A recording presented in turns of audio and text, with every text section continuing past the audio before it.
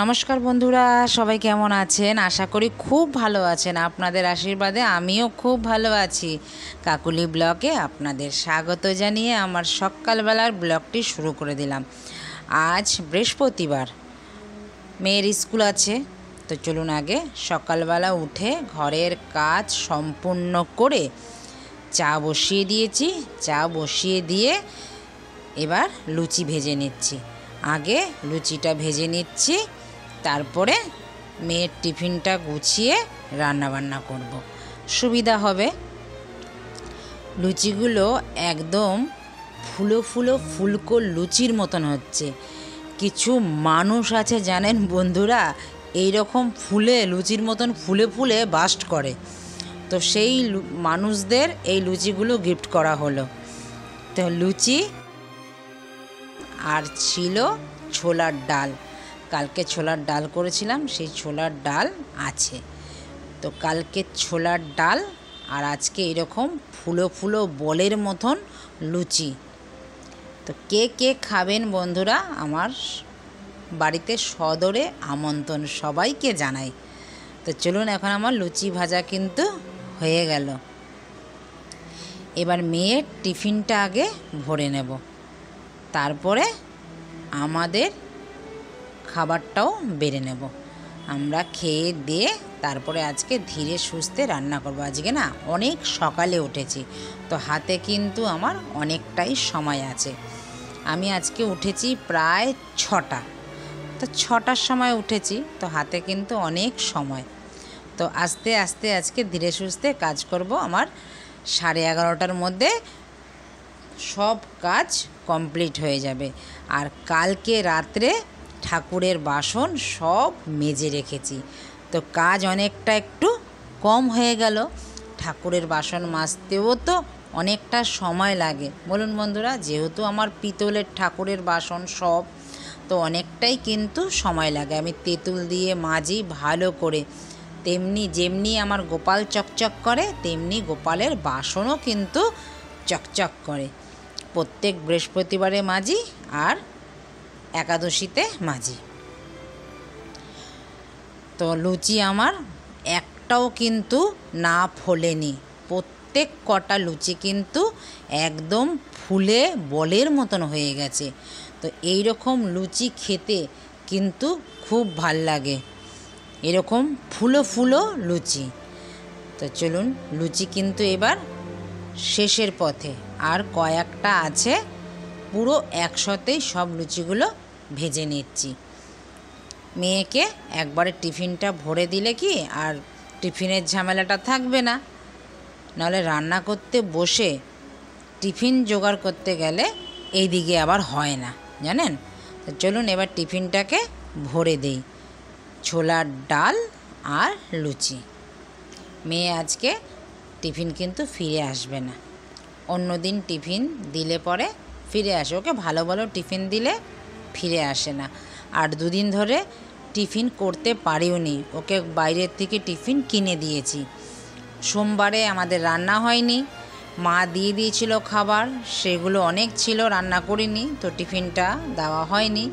মঙ্গলবারে আমার মঙ্গলচণ্ডী পুজো ছিল, তার জন্য আমি রান্নাঘরে আসিনি, তাড়াতাড়ি করে ওদের জন্য রান্না করে অল্প একটুখানি তারপরে চলে গেছিলাম কালীঘাটে। সেটা তো বন্ধুরা আপনারা দেখেছেন সব। সেদিনকেও মেয়েকে টিফিন দিতে পারিনি, 2 দিন কিনে দিয়েছি। আর এবার তো না দিলে হবে না, এত বেশি বাইরের খাবার খাওয়া তো ভালো না। তো ওকে আজকে লুচি আর ছোলার ডাল দিয়ে দিলাম। এবার চলুন আমাদের খাবারটা বেড়ে নিই। এবার আমাদের খাবারটাও বেড়ে নিচ্ছি, সাথে 1 কাপ চা, লুচি ফুলো ফুলো আর ছোলার ডাল।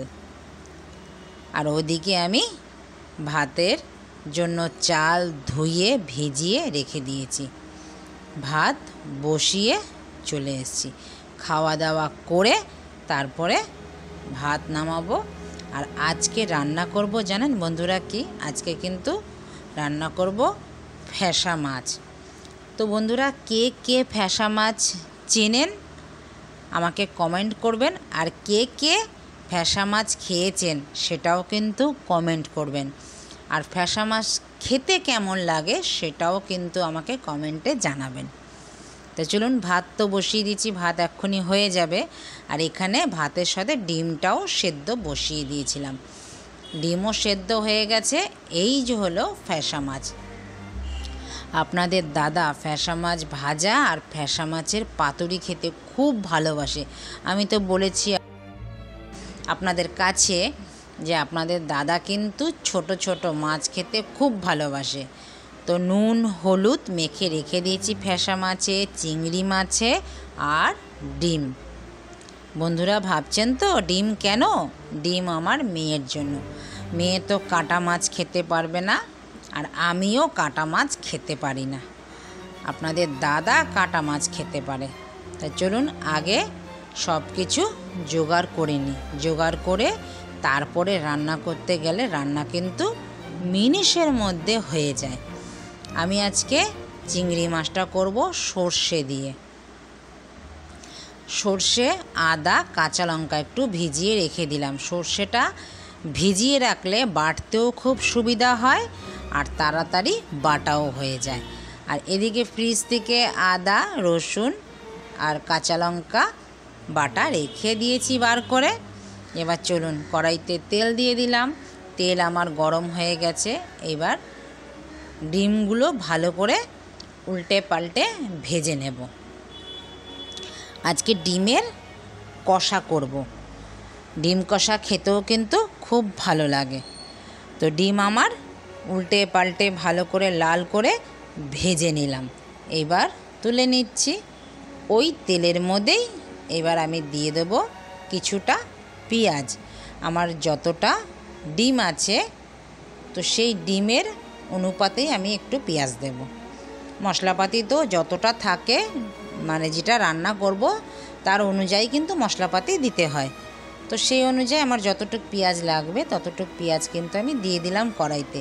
পেঁয়াজটা একটু ভাজা ভাজা করে নিচ্ছি লাল করে, তবে মশলাটা বেশ কাই হবে। এবার দিয়ে দিলাম স্বাদ অনুযায়ী নুন। এই নুনটা না দিলে পেঁয়াজটাও নরম হতো না, পেঁয়াজটা একটু চেয়ে চেয়ে থাকতো। তো দিয়ে দিলাম পেঁয়াজের মধ্যে নুন। এবার আবারও ভালো করে নেড়ে নেব। নাড়ার পরে এইবার দিয়ে দেব মশলা। প্রথম দেব আদা। ডিমের প্রথম উপকরণ হলো আদা, রসুন, পেঁয়াজ। তাই তো বন্ধুরা, আমি কি ঠিক বলছি তো? এবার দিয়ে দিলাম লঙ্কা পেস্ট, দিয়ে ভালো করে নাড়ব। দিয়ে দিলাম হলুদ পরিমাণ মতো দিয়ে দিলাম, দিয়ে সামান্য একটু দেব জল। যেহেতু হলুদ দিয়েছি, হলুদ বেশিক্ষণ কষালে তেতো হয়ে যায় তরকারিটা, একটু জল দিলে তেতো হবে না। এটা আমার দিদার থেকে শেখা। এবার ভালো করে ঢেকে ঢেকে মশলাটা কষাবো। এটা কষতে থাকুক। চলুন আপনাদের একটা জিনিস দেখাই। দেখেছেন আকাশটা কেমন হয়ে আছে? আমার জানলা থেকে ক্যামেরাটা ঘুরিয়েই দেখলাম এত অপরূপ সুন্দর, বৃষ্টি নামবে বলে সারা আকাশ কালো হয়ে রয়েছে। চলুন আবার ক্যামেরাটা ঘুরিয়ে দিলাম। আমার জানলা দিয়ে এই দৃশ্যগুলো দেখা যায়। দেখেছেন? এই দৃশ্য দেখতে দেখতে কত রকম আকাশের দৃশ্য দেখতে দেখতে আমি রান্না করি। ওই জন্যই তো আমার রান্না এত ভালো হয়। রান্না বান্না মন ফ্রেশ হয়ে রান্না করলে রান্না দুর্বঘাসও ভালো লাগে, দেখবেন। তো এবার মশলা কষাতে কষাতে আমার কিন্তু তেল ছেড়ে গেছে। এবার দিয়ে দিলাম টমেটো কুচি। একটা টমেটো কুচিয়ে দিয়ে দিলাম। এবার আবারও ভালো করে নাড়ব। অল্প একটু জল দিয়ে দিয়ে টমেটোটা যতক্ষণ না গলে যায় ততক্ষণ নাড়ব। এবার দিয়ে দিলাম সামান্য জল। এটা গরম জলে আমি মাইক্রো ওভেনে গরম করে নিয়েছি এই কাপটার মধ্যে। এবার যেহেতু এটা কালিয়া করব, আমি ঝোল করব না, তো জল কিন্তু আমি বেশি দিইনি, একদম অল্প সামান্য। এবার ডিমটা দিয়ে দিলাম। ডিমটা দেওয়ার পর একটু নাড়াচাড়া দিয়ে একটু ঢেকে দেব।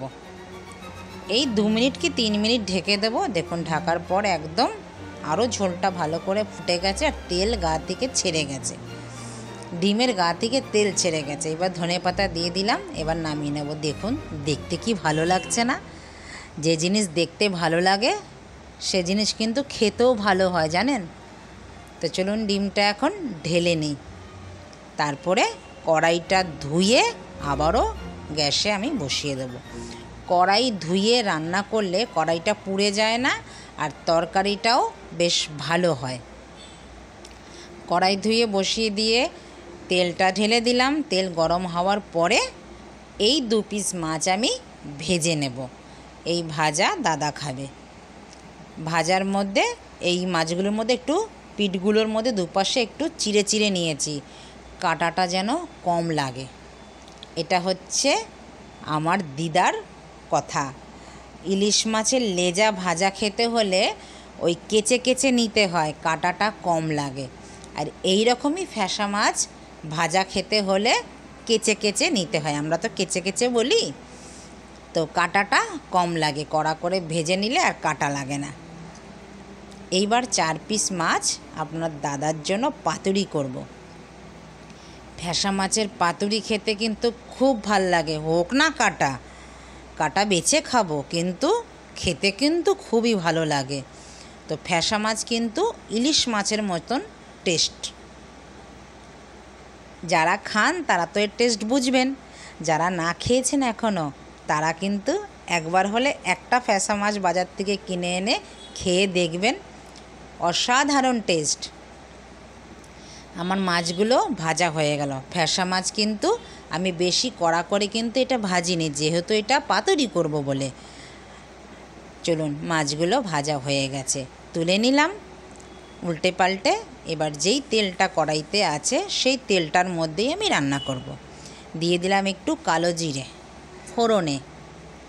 এবার দেব কাঁচা লঙ্কা পেস্ট, একটু লঙ্কাটা বেশি দেব, বেশ ভালো লাগবে। দিয়ে দিলাম একটু পরিমাণ মতন হলুদ, দিয়ে দিলাম স্বাদ অনুযায়ী নুন, দিয়ে দিলাম একটুখানি জল, দিয়ে এবার মশলাটা ভালো করে কষাবো। মশলাটা কষাতে কষাতে দেখবেন একদম তেল ছেড়ে যাবে, মশলা আর তেল আলাদা হয়ে যাবে। ততক্ষণ আমি কষাবো। এইরকমভাবে রান্না করলে রান্না খুব সুস্বাদু লাগে খেতে। তার জন্যই তো আপনার দাদা জানেন আমার হাতের রান্না খেতে খুব ভালোবাসে। তো দিয়ে দিলাম একটু জল। জলটা কেন দিলাম? অল্পই দিলাম, মাছটা সেদ্ধ হবে বলে। এবার মাছটা দিয়ে দিলাম, দিয়ে 5 থেকে 3 মিনিট ঢেকে মাছটা সেদ্ধ করব। সেদ্ধ করে তারপর ওইদিকে ধনেপাতা কুচিয়ে আমি রেখে দিয়েছি। এবার দিয়ে দেব ধনেপাতা, দিয়ে একটু ঢেকে দেব। ঢেকে দিলে মাছটা ভালো করে সেদ্ধ হয়ে যাবে। তারপরে এবার ঢাকনাটা খুলে আবারও দেখে নেব। দেখুন একদম পাতুরি আমার হয়ে গেছে। চলুন এবার নামিয়ে নিই। দেখেছেন, এটাও কিন্তু দেখতে সুন্দর হয়েছে। আমি কিন্তু লাল লঙ্কা ব্যবহার করি না, তাও কিন্তু আমার তরকারি খুব সুন্দর দেখতে হয়। আমি সুন্দর না হলে কি হবে, কিন্তু আমার তরকারি রান্নার সুন্দর হয়। তো চলুন এবার সর্ষে বেটে নিই।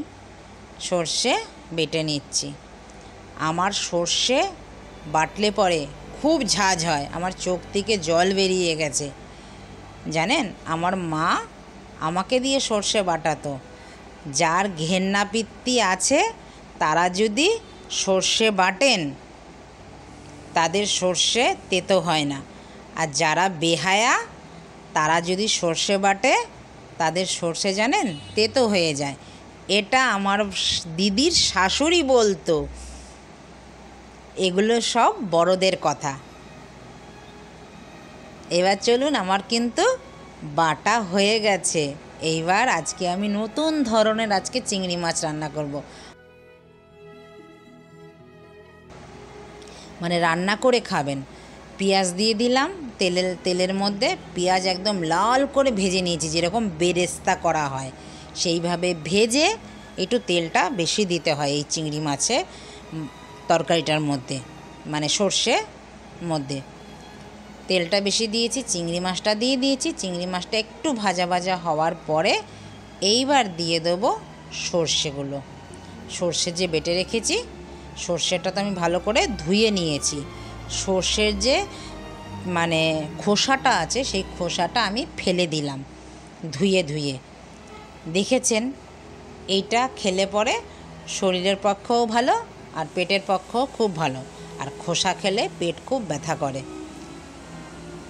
এবার দিয়ে দিলাম একটু হলুদ দিয়ে, একটু জল দিয়ে ভালো করে কষিয়ে নিলাম। কষিয়ে নিয়ে 3 থেকে 4 মিনিট ভালো করে ফোটাবো। আর এদিকে চলুন, ততক্ষণে হতে থাকুক চিংড়ি মাছ, ততক্ষণে আমি এই ডিমের খোসাগুলো গাছের মধ্যে দিয়ে আসি। দেখেছেন, হয়ে গেছে। এবার কিন্তু আমার হয়ে গেছে চিংড়ি মাছও। তো চলুন চিংড়ি মাছটাও নামিয়ে নিই। তো বন্ধুরা, ভিডিওটা কেমন লাগলো? যদি ভালো লেগে থাকে লাইক, কমেন্ট, শেয়ার করতে কিন্তু ভুলবেন না। চ্যানেলটিকে সাবস্ক্রাইব করে রাখবেন, পাশে থাকা বেল আইকনটি প্রেস করে রাখবেন। আমি যখন এই রকম ভিডিও আপলোড দেব, সববার আগে আপনাদের নোটিফিকেশান পৌঁছে যাবে। আপনারা আপনাদের মূল্যবান সময় অনুযায়ী পরে ভিডিওটা দেখে নিতে পারবেন। চট করে একটু বাইরে দেখে তাকিয়েছি, দেখুন ওইখানে একটা পাখি বসে আছে।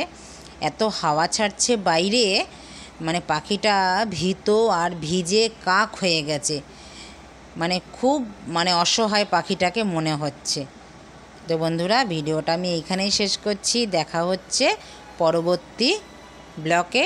ততক্ষণে সবাই ভালো থাকবেন, সুস্থ থাকবেন। আর ভিডিওটা যদি ভালো লেগে থাকে একটা লাইক, কমেন্ট, শেয়ার করে দিয়ে আমাকে জানাবেন। তো সবাই ভালো থাকবেন, সুস্থ থাকবেন। নমস্কার, টাটা।